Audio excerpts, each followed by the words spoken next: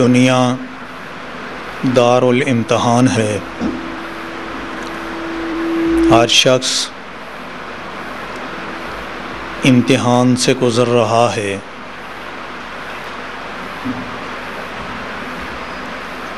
کسی کا امتحان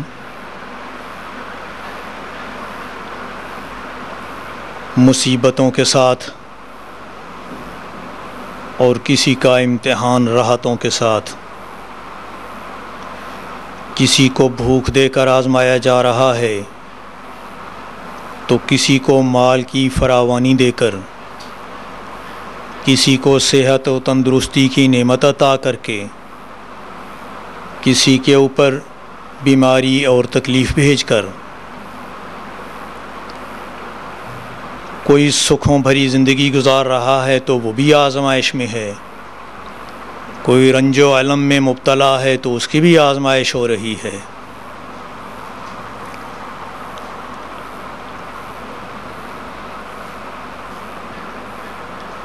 ان دونوں امتحانات میں اللہ غفور الرحیم نے اپنے بندوں کے ساتھ یہ مہربانی فرمائی، اس نے مومنوں کو 2 ہتھیار عطا کیے، اگر وہ ان سے کام لیں گے تو کسی بھی حالت میں ان کا امتحان ہو وہ بالآخر کامیابی سے ہمکنار ہوں گے۔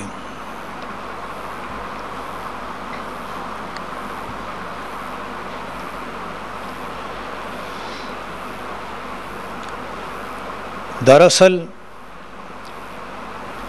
اللہ کریم جب کسی بندے کو ایک اعلیٰ و عرفہ مقام پہ دیکھنا چاہتے ہیں، اس کو صحت اور تندرستی بھی دیتے ہیں، اس کو موقع بھی عطا فرماتے ہیں، اسے مہلت بھی دیتے ہیں، لیکن اس کے باوجود وہ بندہ اس مقام کو حاصل نہیں کر پاتا جس پہ اللہ اس کو دیکھنا چاہتا ہے، تو پھر اللہ اس بندے کے اوپر کوئی آزمائش بھیج دیتا ہے، کوئی تکلیف بھیج دیتا ہے، بیماری بھیج دیتا ہے۔ جب وہ بندہ اس تکلیف کی گھڑی میں صبر کرتا ہے تو اللہ تعالیٰ اس کے عوض میں، اس کے بدلے میں اس کے گناہ معاف کر دیتا ہے، اس کے درجات بلند کر دیتا ہے اور اسے اس مقام تک پہنچا دیتا ہے جس پہ اللہ اس کو دیکھنا چاہتا ہے۔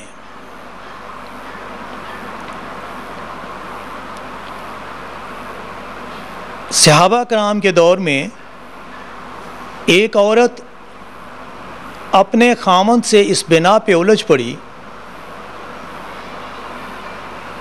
کہ تو اللہ کا مقرب نہیں ہے، اللہ تجھ سے ناراض ہے،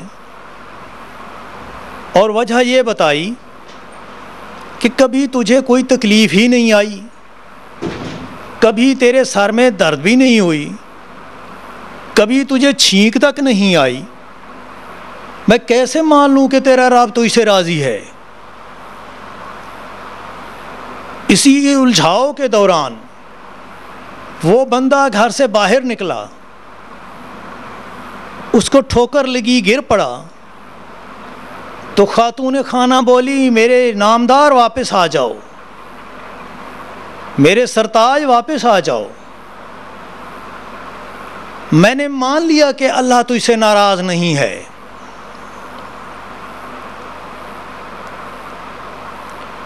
بھائیو،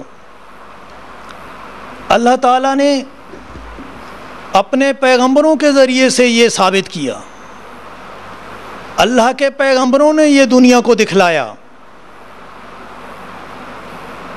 کہ انسان ہر حال میں آزمائش میں سے گزر رہا ہے اور ہر آزمائش کی گھڑی میں اسے کیا کرنا چاہیے۔ ابراہیم علیہ السلام کی سیرت کو اٹھا کے دیکھیے، اللہ نے بے شمار امتحانات میں ان کو آزمایا. فَأَتَمَّهُنْ، وہ تمام امتحانات میں کامیاب نکلے.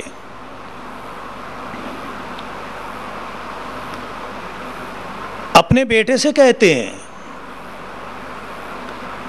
بیٹا انی ارا فی المنام انی اذبحک، بیٹے میں نے خواب دیکھا ہے کہ میں تجھے ذبح کر رہا ہوں. فانظر ماذا تری، بیٹا تیری کیا رائے ہے؟ وہ سعادت مند بیٹا جو دعائے خلیل کا نتیجہ تھا، رب حبلی من الصالحین کے عوض ملا تھا. اللہ کا خصوصی کرم تھا اس بچے پر جس کی پرورش ہاجرہ نے کی تھی.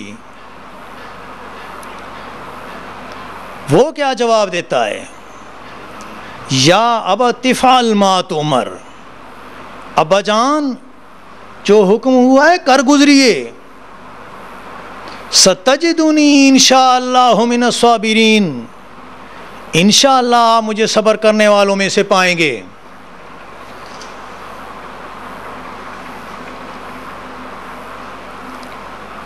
یہ فیضان نظر تھا یا کہ مکتب کی کرامت تھی، سکھلائے جس نے اسماعیل کو آداب فرزندی.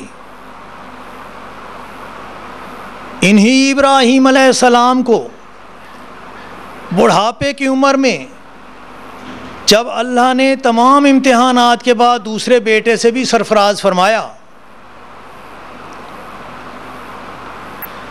ابراہیم علیہ السلام اللہ کا شکر ادا کرتے ہوئے کہتے ہیں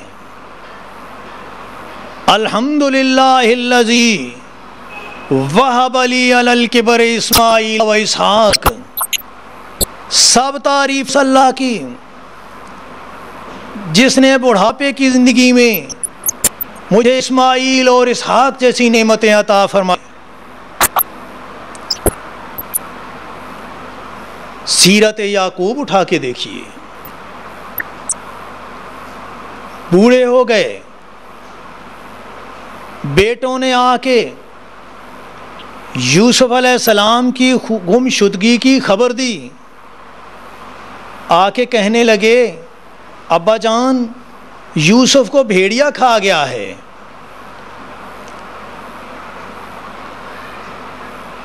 ثبوت فراہم کیے. یعقوب علیہ السلام نے خون آلود کرتا دیکھا، آنکھوں سے آنسو جاری ہو گئے، اور ساتھ کہتے ہیں فصبر جمیل، صبر سب سے بہتر ہے. اس عمر میں کچھ کرنے کے قابل نہیں ہوں، نہ کہیں جا سکتا ہوں، نہ کسی سے پوچھ سکتا ہوں، نہ کسی سے معلوم کر سکتا ہوں. فصبر جمیل، اس حال میں صبر ہی بہتر ہے. اور ادھر یوسف علیہ السلام کو دیکھو، جا کے بھائی کنویں میں دھکا دیتے ہیں. دونوں پیغمبروں پہ صبر کی گھڑیاں آئیں. یوسف علیہ السلام بکتے بکاتے مصر کے بازار میں پہنچے. بادشاہ وقت نے خریدا. فلما بلغ اشدہ واستوى آتیناہ حکما وعلما.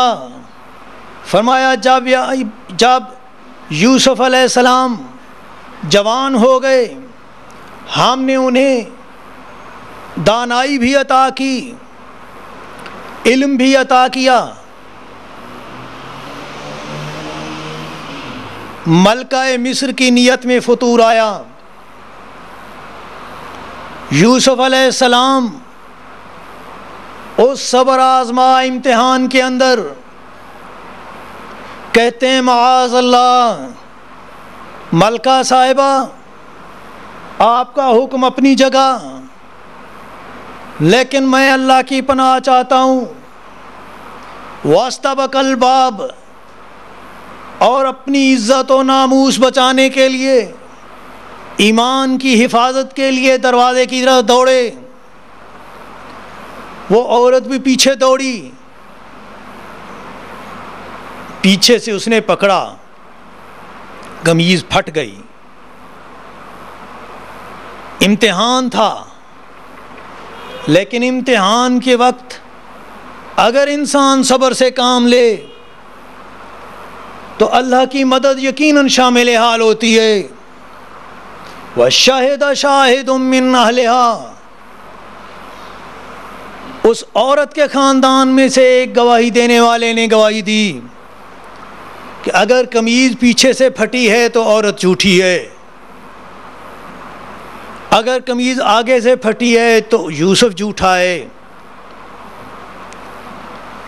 جب دیکھا گیا تو قمیض تو پیچھے سے پھٹی ہوئی تھی۔ وقت گزرا،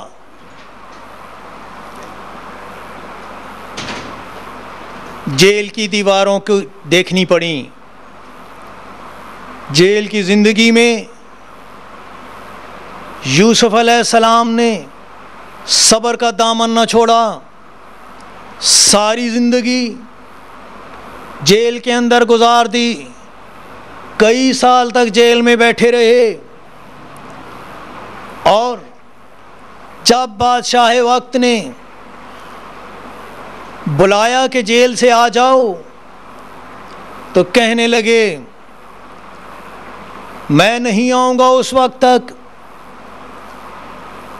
جب تک کہ ان عورتوں سے نہ پوچھ لو جو اپنے ہاتھ کاٹ بیٹھی تھیں۔ عدالت لگی، یوسف بری ہوئے اور دنیا کے سامنے آ کے بیان دیا وما ابرئ نفسی ان النفس لامارۃ بالسوء۔ اور لوگوں، یہ میں نے جو عدالت کا سلسلہ کہا تھا اس لیے